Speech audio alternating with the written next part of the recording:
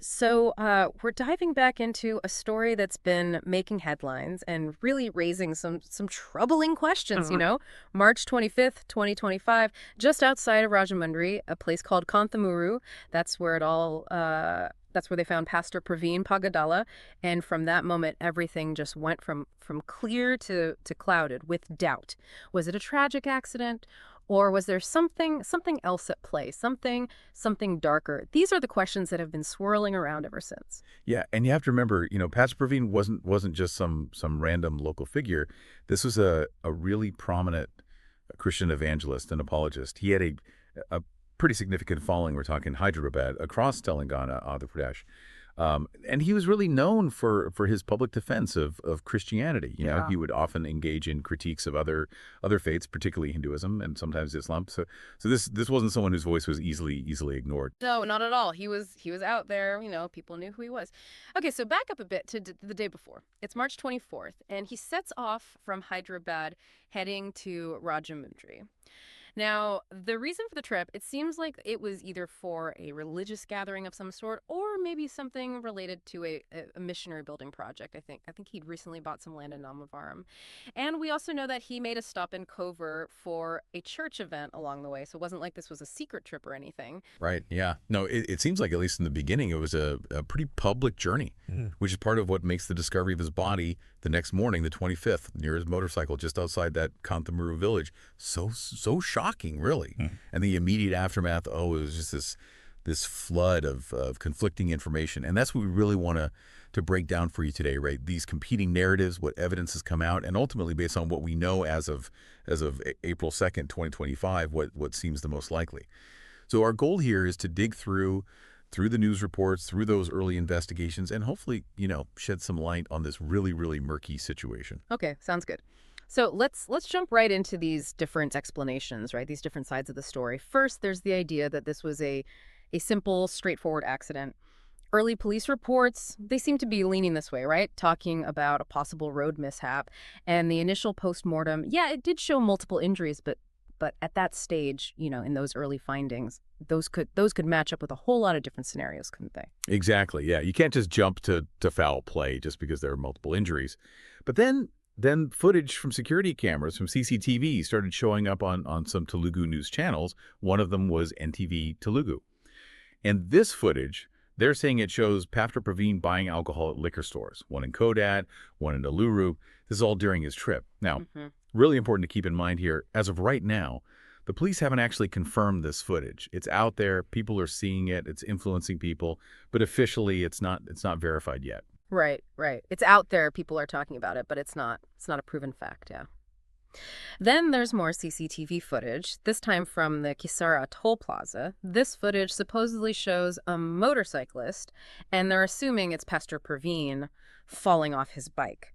So that definitely lends some credibility to the idea that maybe he was intoxicated or just lost control, something like that. Yeah, it does. And when you put that together with people who say they saw what happened, eyewitnesses, and even some police statements that mentioned his motorcycle headlights weren't working, it starts to paint a picture of a really awful accident. It's nighttime. Maybe there's alcohol involved. He can't see well because of the headlight, loses control. And we see that in the toll plaza footage. It's a plausible story, as sad as it is. But then almost right away, there's this other narrative that emerges, right? This idea that he was murdered. And this is coming from Christian organizations, from his followers, even some politicians, who are convinced that his death was no accident, that it was a direct result of his religious work, his beliefs. Right. And what's interesting is the background they're pointing to.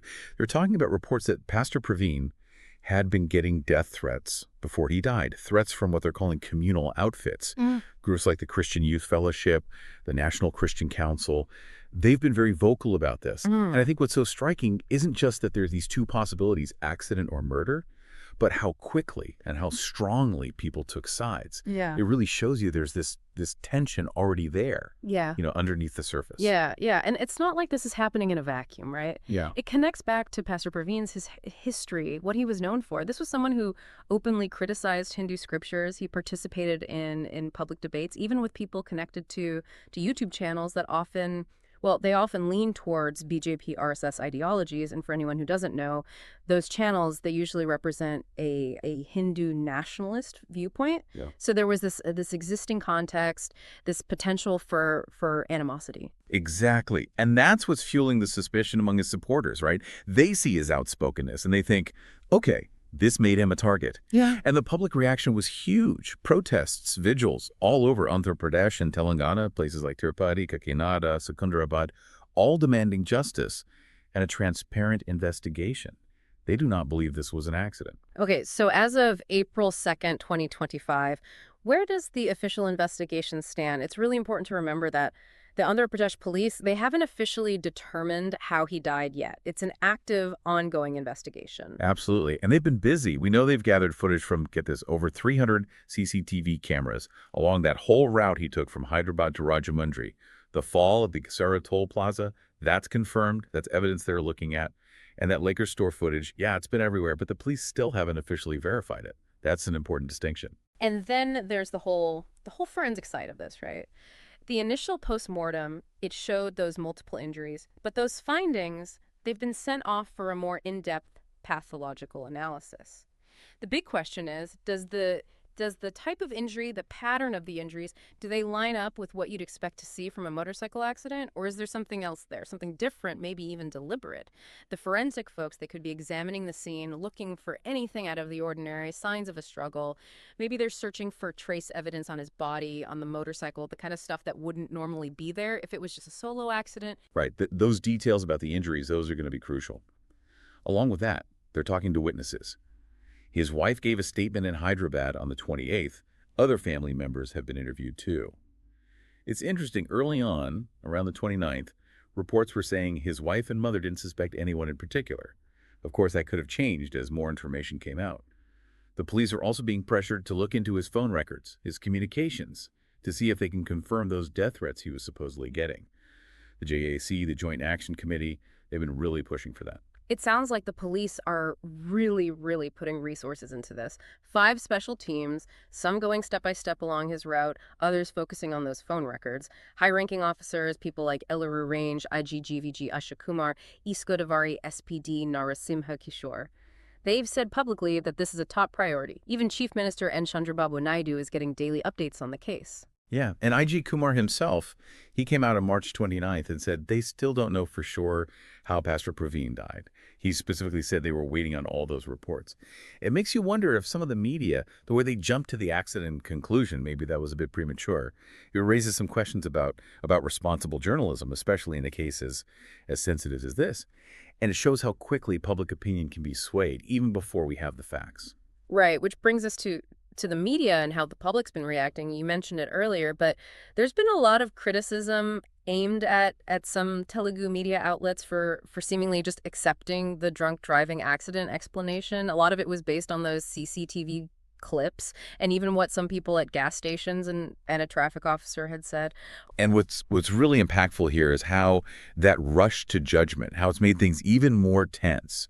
Christian groups especially, they feel like their concerns, their belief that this could be murder, they feel like those concerns are being brushed aside, like the story is being told in a way that downplays the possibility of foul play. That lack of trust in how the media has handled this, that's a huge factor in this whole thing. Okay, so now as we get into early April 2025, right before we're having this deep dive, there are some pretty big developments. Reports from April 1st and 2nd, they say the investigation has reached a key stage, whatever that means. Yeah, and we've got confirmation now that new CCTV footage from that Kisara toll plaza, it backs up what we saw before, that incident of him falling off the motorcycle. So that part of it seems pretty solid now. But here's where things get, they get a bit more complicated.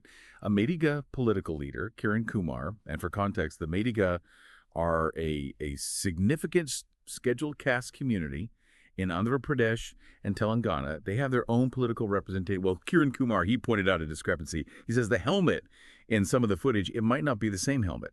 So he's questioning if it's even Pastor Praveen riding that motorcycle in all the clips. Now, that throws some serious doubt on the whole accident theory, doesn't it? Yeah, it really does. It's like a detail like a helmet. You wouldn't think it's that important, but if it turns out there was a switch or something, that could lead to a whole new direction for the investigation. And then there's that 3 or 4 hour gap in Vijayawada on the 24th. between something like 4p meters and 9p meter. They weren't sure where he was, were they? Yeah, at first there were reports saying that was unaccounted for time, which of course, led to all kinds of speculation and conspiracy theories. But then later reports said they figured out what happened during that time. Apparently he was resting or maybe even sleeping in a park, and supposedly he ignored people who were telling him to move along or something, and then continued on his journey. So even for those few hours, we've got conflicting information. And it seems like the police have been trying to shut down some of the conspiracy theories that have popped up, which is understandable. They said those 4 cars that were seen near where the accident happened, they weren't involved at all. So they're trying to manage the narrative to a certain extent, debunking those unfounded claims. But even with the police clarifying things, Christian groups are still protesting. They haven't backed down from their demand for a thorough investigation, one that takes the possibility of murder seriously. And then you've got APCC President Y.S. Sharmila, a major political figure. She came right out and said she believes Pastor Praveen's death was a meticulously planned murder. That kind of statement from someone in her position, it definitely gives more weight to the murder theory, at least in the public eye. So here we are, April 2nd, 2025, and it's super important to say this again. The case is not closed. There is no official report from the police yet. Right. Officially, they're still saying they're waiting on those key reports. The forensic analysis, the postmortem, the motor vehicle inspector's report, those are what they're saying will give them the definitive answers about how he died. Until they have those, any conclusion, whether it's accident or murder, is just speculation. And as of now, there are no suspects. No one's been named in connection with any possible foul play. The police haven't said they're focusing on a murder investigation, but they also haven't ruled it out completely. So we're still left with those 2 very different possibilities, the ones we talked about at the beginning. On the one hand, you have the tragic accident, maybe made worse by alcohol, the bad headlight, all that.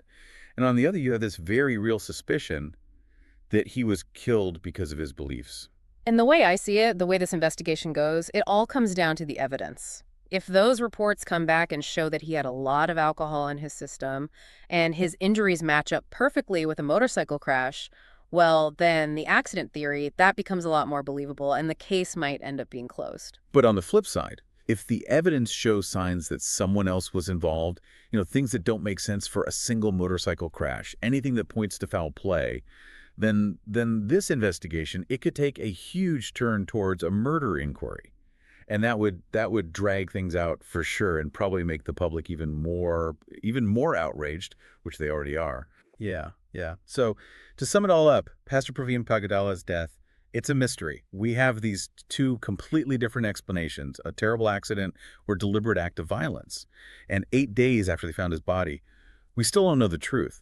It's a situation where not knowing the answers, it's just causing more division, more suspicion. This whole case, it really highlights those deep-seated communal tensions that are there, and it brings up bigger questions about justice, about how information is spread, how people interpret it, and the media's role in shaping how the public understands what's going on. For sure. As of April 2nd, 2025, this isn't just an unsolved case. It feels like a ghost story, a real enigma. And not having those answers, it's fueling that division, that lack of trust. And it leads us to a question for you, our listener. In a time when these completely opposing narratives can pop up so fast after something like this happens, what kind of evidence would actually be enough to bridge that gap, to bring people together and to give everyone a sense of closure? It's something to think about as this story continues to develop.